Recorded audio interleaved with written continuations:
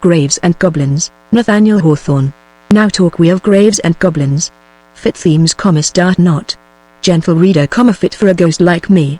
Yes, though an earth-clogged fancy is laboring with these conceptions, and an earthly hand will write them down, for mortal eyes to read, still their essence flows from as airy a ghost as ever basked in the pale starlight, at 12 o'clock. Judge them not by the gross and heavy form in which they now appear. They may be gross, indeed, with the earthly pollution contracted from the brain, through which they pass, and heavy with the burden of mortal language, that crushes all the finer intelligences of the soul. This is no fault of mine. But should aught of ethereal spirit be perceptible, yet scarcely so, glimmering along the dull train of words, should a faint perfume breathe from the mass of clay, then, gentle reader, thank the ghost, who thus embodies himself for your sake.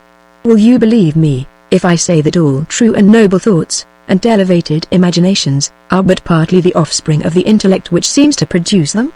Sprites, that were poets once, and are now all poetry, hover round the dreaming bard, and become his inspiration. Buried statesmen lend their wisdom, gathered on earth and mellowed in the grave, to the historian, and when the preacher rises nearest to the level of his mighty subject, it is because the prophets of the old days have communed with him. Who has not been conscious of mysteries within his mind, mysteries of truth and reality, which will not wear the chains of language? Mortal, then the dead were with you.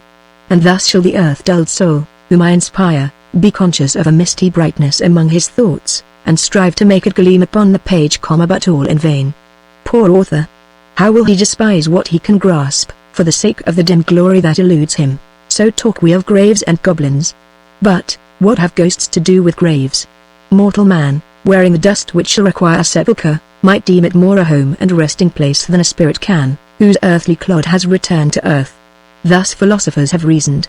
Yet wiser they who adhere to the ancient sentiment, that a phantom haunts and hallows the marble tomb or grassy hillock where its material form was laid.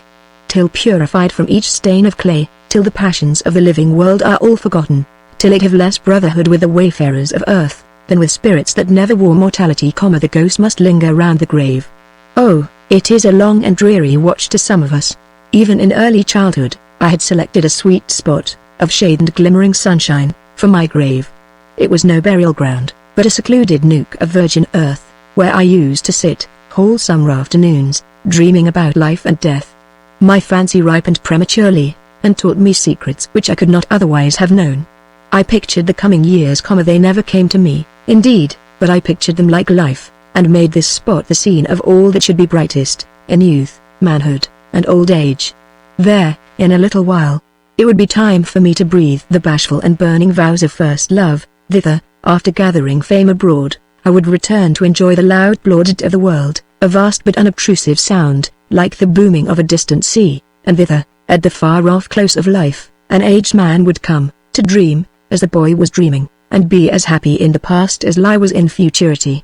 Finally, when all should be finished, in that spot so hallowed, in that soil so impregnated with the most precious of my bliss, there was to be my grave. Methought it would be the sweetest grave that ever a mortal frame reposed in, or an ethereal spirit haunted. There, too, in future times, drawn thither by the spell which I had breathed around the place, boyhood would sport and dream, and youth would love, and manhood would enjoy, and age would dream again, and my ghost would watch but never frighten them. Alas, the vanity of mortal projects, even when they center in the grave. I died in my first youth, before I had been a lover, at a distance, also, from the grave which fancy had dug for me, and they buried me in the thronged cemetery of a town, where my marble slab stands unnoticed amid 100 others. And there are coffins on each side of mine. Alas, poor ghost! Will the reader say? Yet I am a happy ghost enough, and disposed to be contented with my grave, if the sexton will but let it be my own, and bring no other dead man to dispute my title. Earth has left few stains upon me, and it will be but a short time that I need haunt the place. It is good to die in early youth. Had I lived out 80 years and 10, or half of them, my spirit would have been so earth-encrusted, that centuries might not have purified it for a better home than the dark precincts of the grave. Meantime, there is good choice of company amongst us. From twilight till near sunrise, we are gliding to and fro, some in the graveyard, others miles away, and would we speak with any friend, we do but knock against his tombstone, and pronounce the name engraved on it. In an instant, there the shadow stands. Some are ghosts of considerable antiquity. There is an old man, hereabout, He never had a tombstone, and is often puzzled to distinguish his own grave, but hereabouts he haunts, and long is doomed to haunt. He was a miser in his lifetime, and buried a strong box of ill-gotten gold, almost fresh from the mint, in the coinage of William and Mary. Scarcely was it safe, when the sexton buried the old man and his secret with him. I could point out the place where the treasure lies. It was at the bottom of the miser's garden, but a paved thoroughfare now passes beside the spot, and the cornerstone of a market-house presses right down upon it. Had the workmen dug 6 inches deeper, they would have found the hoard. Now thither must this poor old miser go, whether in starlight, moonshine, or pitch darkness, and brood above his worthless treasure, recalling all the petty crimes by which he gained it. Not a coin must he fail to reckon in his memory, nor forget a pennyworth of the sin that made up the sum, though his agony is such as if the pieces of gold, red hot, were stamped into his naked soul. Often, while he is in torment there, he hears the steps of living men, who love the dross of earth as well as he did. May they never groan over their miserable wealth like him. Night after night, for above 100 years, hath he done this penance, and still must he do it, till the iron box be brought to light, and each separate coin be cleansed by grateful tears of a widow or an orphan. My spirit sighs for his long vigil at the corner of the market-house. There are ghosts whom I tremble to meet, and cannot think of without to shudder. One has the guilt of blood upon him. The soul which he thrust untimely forth has long since been summoned from our gloomy graveyard, and dwells among the stars of heaven, too far and too high for even the recollection of mortal anguish to ascend thither. Not so the murderer's ghost. It is his doom to spend all the hours of darkness in the spot which he stained with innocent blood, and to feel the hot stream hot as when it first gushed upon his hand, incorporating itself with his spiritual substance. Thus his horrible crime is ever fresh within him. 2 other wretches are condemned to walk arm in arm. They were guilty lovers in their lives, and still, in death, must wear the guise of love, though hatred and loathing have become their very nature and existence. The pollution of their mutual sin remains with them, and makes their souls sick continually. Oh, that I might forget all the dark shadows which haunt about these graves. This passing thought of them has left a stain, and will weigh me down among dust and sorrow, beyond the time that my own transgressions would have kept me here. There is one shade among us, whose high nature it is good to meditate upon. He lived a patriot, and is a patriot still. Posterity has forgotten him. The simple slab, of red freestone, that bore his name, was broken long ago, and is now covered by the gradual accumulation of the soil. A tuft of thistles is his only monument. This upright spirit came to his grave, after a lengthened life, with so little stain of earth, that he might, almost immediately, have trodden the pathway of the sky. But his strong love of country chained him down, to share its vicissitudes of weal or woe. With such deep yearning in his soul, he was unfit for heaven. The noblest virtue has the effect of sin, and keeps his pure and lofty spirit in a penance, which may not terminate till America be again a wilderness. Not that there is no joy for the dead patriot. Can he fail to experience it, while he contemplates the mighty and increasing power of the land, which be protected in its infancy? No, there is much to gladden him. But sometimes I dread to meet him, as he returns from the bedchambers of rulers and politicians, after diving into their secret motives, and searching out their aims. He looks round him with a stern and awful sadness, and vanishes into his neglected grave. Let nothing sordid or selfish defile your deeds or thoughts, ye great men of the day, lest ye grieve the noble dead. Few ghosts take such an endearing interest as this, even in their own private affairs. It made me rather sad, at first, to find how soon the flame of love expires amid the chill damps of the tomb. So much the sooner, the more fiercely it may have burned. Forget your dead mistress, youth. She has already forgotten you. Maiden, cease to weep for your buried lover. He will know nothing of your tears, nor value them if he did. Yet it were blasphemy to say that true love is other than immortal. It is an earthly passion, of which I speak, mingled with little that is spiritual, and must therefore perish with the perishing clay.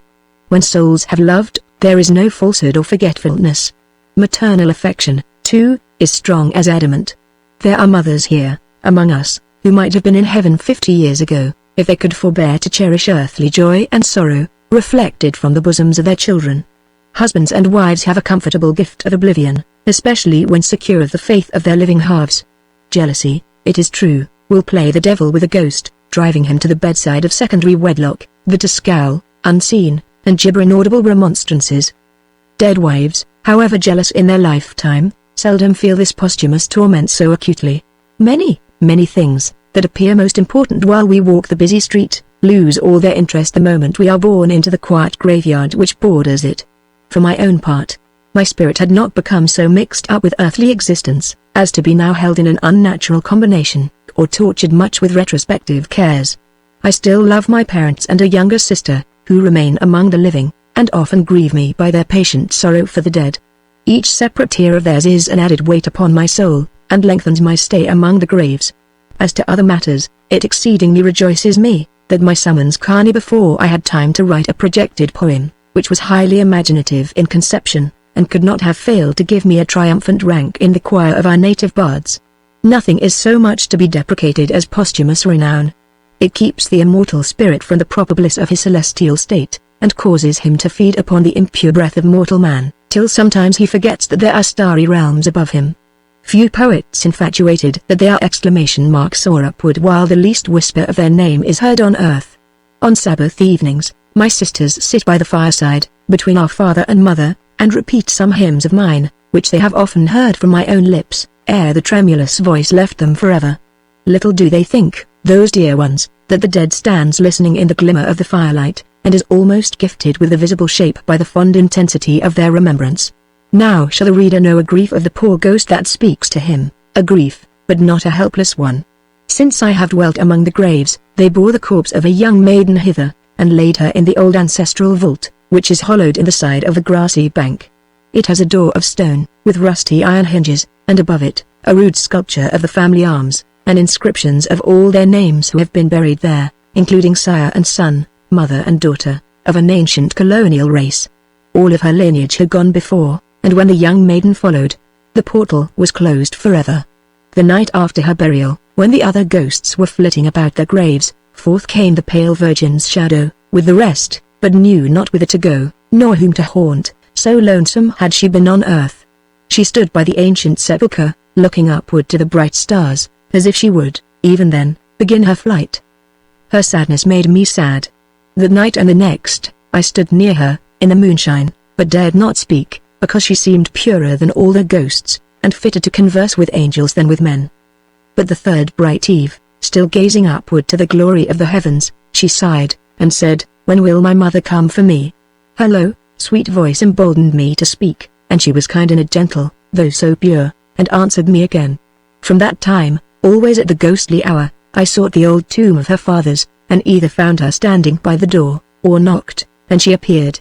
Blessed creature, that she was, her chaste spirit hallowed mine, and imparted such a celestial buoyancy, that I longed to grasp her hand, and fly upward, aloft, aloft. I thought, too, that she only lingered here, till my earthlier soul should be purified for heaven. One night, when the stars threw down the light that shadows love, I stole forth to the accustomed spot, and knocked, with my airy fingers, at her door. She answered not. Again I knocked, and breathed her name. Where was she? At once, the truth fell on my miserable spirit, and crushed it to the earth, among dead men's bones and mouldering dust, groaning in cold and desolate agony. Her penance was over. She had taken her trackless flight, and had found a home in the purest radiance of the upper stars, leaving me to knock at the stone portal of the darksome sepulchre. But I know, that angels hurried her away, or surely she would have whispered ere she fled, "She is gone." How could the grave imprison that unspotted one? But her pure, ethereal spirit will not quite forget me, nor soar too high in bliss, till I ascend to join her. Soon be that hour. I am weary of the earth damps, they burden me, they choke me. Already, I can float in the moonshine, the faint starlight will almost bear up my footsteps. The perfume of flowers, which grosser spirits love, is now too earthly a luxury for me. Grave, grave, thou art not my home. I must flit a little longer in thy night gloom, and then be gone, far from the dust of the living and the dead, far from the corruption that is around me, but no more within. A few times, I have visited the chamber of one who walks, obscure and lonely, on his mortal pilgrimage. He will leave not many living friends, when he goes to join the dead, where his thoughts often stray, and might better be. I steal into his sleep, and play my part among the figures of his dreams. I glide through the moonlight of his waking fancy, and whisper conceptions, which, with a strange thrill of fear, he writes down as his own. I stand beside him now, at midnight, telling these dreamy truths with a voice so dreamlike, but he mistakes them for fictions of a brain too prone to such. Yet he glances behind him and shivers, while the lamp burns pale. Farewell, dreamer, waking or sleeping. Your brightest dreams are fled, your mind grows too hard and cold for a spiritual guest to enter. You are earthly, too, and have all the sins of earth. The ghost will visit you no more. But where is the maiden, holy and pure, though wearing a form of clay, that would have me bend over her pillow at midnight, and leave a blessing there? With a silent invocation, let her summon me. Shrink not, maiden, when I come. In life, I was a high-souled youth, meditative, yet seldom sad, full of chaste fancies, and stainless from all grossest sin. And now, ill death, I bring no loathsome smell of the grave, nor ghostly terrors, but gentle, and soothing, and sweetly pensive influences. Perhaps, just fluttering for the skies, my visit may hallow the wellsprings of thy thought, and make thee heavenly here on earth. Then shall pure dreams and holy meditations bless thy life, nor thy sainted spirit linger round the grave. But seek the upper stars, and meet me there.